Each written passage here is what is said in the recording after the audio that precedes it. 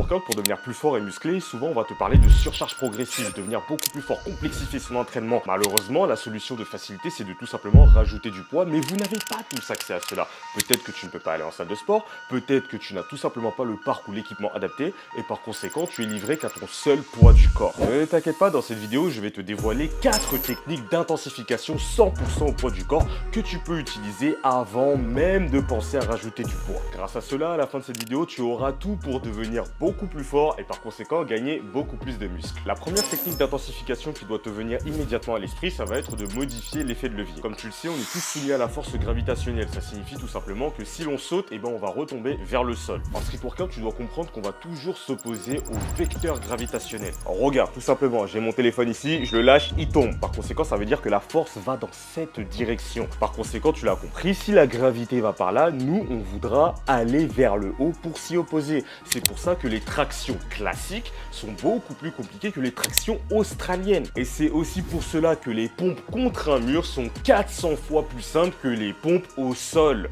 Ok, maintenant que le petit rappel scientifique a été fait, on va parler de l'effet de levier sur les différents mouvements. Imaginons que tu pèses 60 kg. Lorsque tu vas effectuer tes pompes, tu ne vas pas soulever 60 kg. Tu vas soulever un pourcentage assez élevé, environ de 68%, de ces 60 kg. Et ce qui se passe, c'est que ces pompes, si tu les fais sur les genoux, le pourcentage que tu vas soulever va diminuer parce que tu vas, entre guillemets, te délester d'une partie de ton poids de corps. Et lorsque tu vas faire tes pompes surélevées, ce pourcentage va augmenter. Et c'est d'ailleurs pour cela qu'elles sont beaucoup plus compliquées, c'est ce qu'on appelle l'effet de levier. On va commencer par le meilleur exercice car c'est celui qui est le plus flexible, ça va être les pompes. Et là pour les pompes, je vais faire la distinction entre deux types de pompes. Les pompes qui vont mettre le focus sur les pectoraux et les pompes qui vont mettre le focus sur les épaules. Pour les pompes qui vont mettre le focus sur les pectoraux, en ordre de difficulté, tu vas avoir les pompes déclinées. Ensuite les pompes sur les genoux, puis ensuite les pompes normales, puis les pompes inclinées. Pour intensifier davantage les pompes que tu fais, tu peux jouer aussi sur l'amplitude. C'est-à-dire pour toutes les pompes que tu vas faire,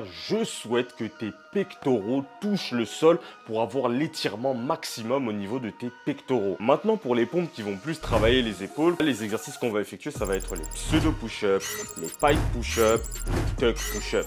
Et rappelle-toi de ce que je t'ai dit tout à l'heure, plus on s'oppose à la gravité, plus ça devient compliqué. C'est pour ça que les handstand push-up, les pompes en équilibre, sont beaucoup plus compliquées que les pompes normales. Parce que là, tu es dans cet axe-là, l'axe le plus dur. Pour intensifier tes dips, voici la gamme que tu as. Tu peux commencer par les dips sur le banc, qui va être la variation la plus simple. Tu vas ensuite enchaîner avec les dips classique et pour finir tu vas tout simplement augmenter ton amplitude de travail. C'est-à-dire au départ lorsque tu vas faire tes dips, j'aimerais que tu t'arrêtes à 90 degrés et plus tu deviendras fort, plus tu vas descendre en amplitude pour avoir un étirement maximal au niveau de tes pectoraux. Mais ça il faut le faire progressivement parce qu'il peut y avoir des risques de blessures car souvent la technique en dips est le problème. Pour intensifier tes tractions, ça va vraiment être très simple, tu vas avoir 3 choix. Le premier ça va être les tractions australiennes et rien que dans les tractions australiennes tu peux déjà modifier l'effet de levier en modifiant ton inclinaison. C'est simple, plus tu es incliné, plus c'est difficile, moins tu es incliné, plus c'est facile. Et ensuite, tu vas avoir l'évolution naturelle, les tractions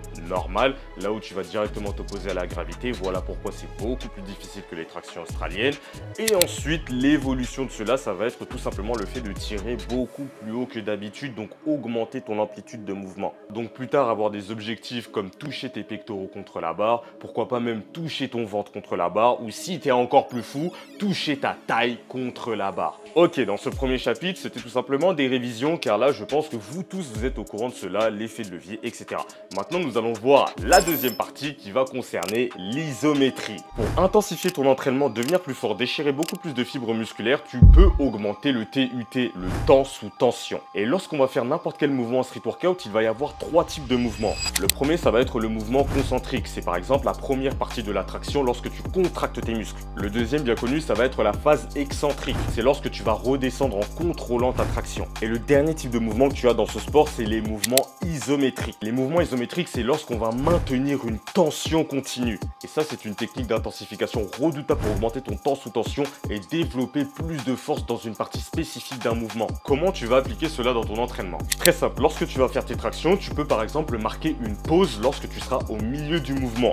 Tu peux aussi marquer une pause lorsque tu seras à la fin de ton mouvement. mouvements. Il faut savoir que lorsque tu marques une pause dans ces mouvements-là, tu as une tension maximale. C'est-à-dire que tous tes muscles stabilisateurs doivent se contracter pour maintenir la position. C'est extrêmement stressant pour le corps. Pour les dips et les pompes, ça va être le même combat. Je vais te recommander de marquer une pause lorsque tu seras en bas du mouvement. Et comme tu l'auras deviné, plus tes pauses sont longues, plus l'exercice deviendra difficile. Et bien sûr, fais très attention, monte toujours graduellement. Au départ, commence par des pauses d'1 seconde, puis 2 secondes, puis 3 secondes.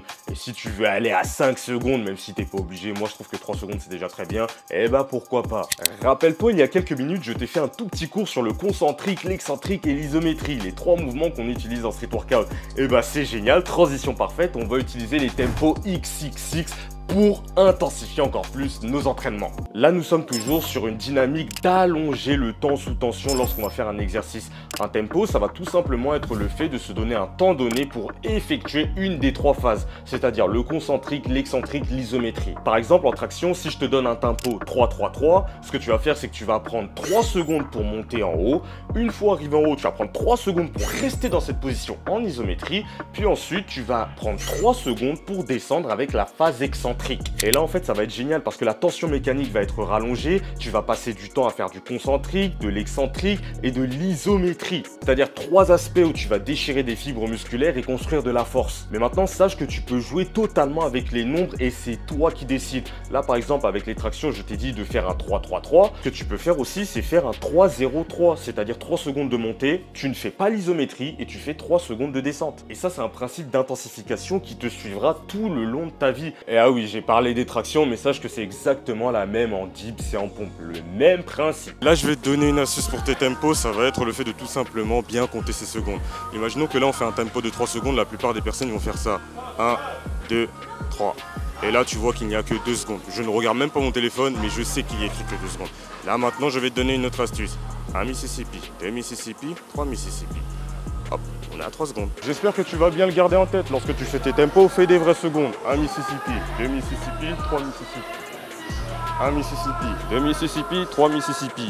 Là, j'ai eu 6 secondes de temps sous tension. La plupart des personnes, ils en ont 4. La dernière technique d'intensification, c'est quelque chose que je veux que tu utilises juste après avoir vu cette vidéo. Ça va être l'utilisation des drop sets. Si tu es familier avec le monde de la musculation, un drop set, c'est de tout simplement effectuer une série avec réduction d'intensité. Par exemple, imaginons que je fasse du curl biceps. Ce que je vais faire, c'est que je vais tout simplement prendre par exemple des poids de 20 kg. Je vais aller à mon max. Une fois que je suis arrivé à l'échec, je vais tout simplement diminuer l'intensité, donc diminuer le poids. Prendre par exemple des haltères de 16 kg, continuer. Et ensuite, je prends des haltères de 12 kg, puis 10 kg, puis 8 kg. Et en fait, le fait de faire cela, c'est que tu vas vraiment aller à l'échec musculaire là pour le coup. Ça va être très compliqué de faire ça.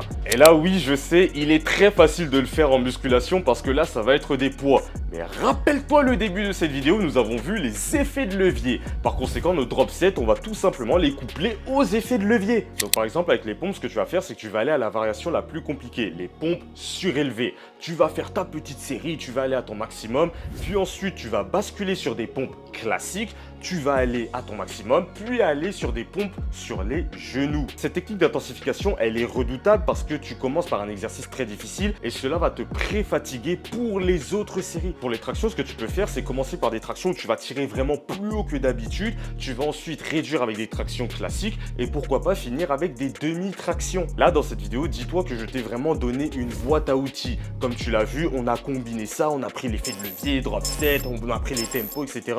C'est à toi de mixer, c'est à toi de faire à ta sauce en fonction de ce que tu aimes et ce que tu n'aimes pas. Moi, personnellement, ma technique d'intensification préférée, elle va plus se jouer sur les tempos et sur l'isométrie. Mais lorsque, par exemple, je vais être en statique et je souhaite augmenter mon nombre de répétitions, je sais pas, par exemple en front lever pull-up, bah là, ça va plus être les drop sets que je vais préférer. Donc là, on a tous nos goûts et nos couleurs. Tu n'es pas obligé de tout utiliser, mais sache que tu peux tout utiliser. Et là, maintenant, tu as suivi toute cette vidéo et tu t'es pas dit, oh, peut-être qu'il y a encore une petite astuce pour augmenter l'intensité. Oui, ne t'inquiète pas, je l'ai pas oublié, le temps de repos. Là, je pense que c'est vraiment logique pour tout le monde. Si tu diminues ton temps de repos, tu diminues la récupération musculaire entre tes séries et par conséquent, ça devient beaucoup plus difficile. Maintenant, sache un truc qui est vraiment très important. Lorsque tu es débutant en street workout, il faut aussi bien s'entraîner et comprendre les principes de l'entraînement. J'ai fait une vidéo où je t'explique comment t'entraîner en tant que débutant juste ici.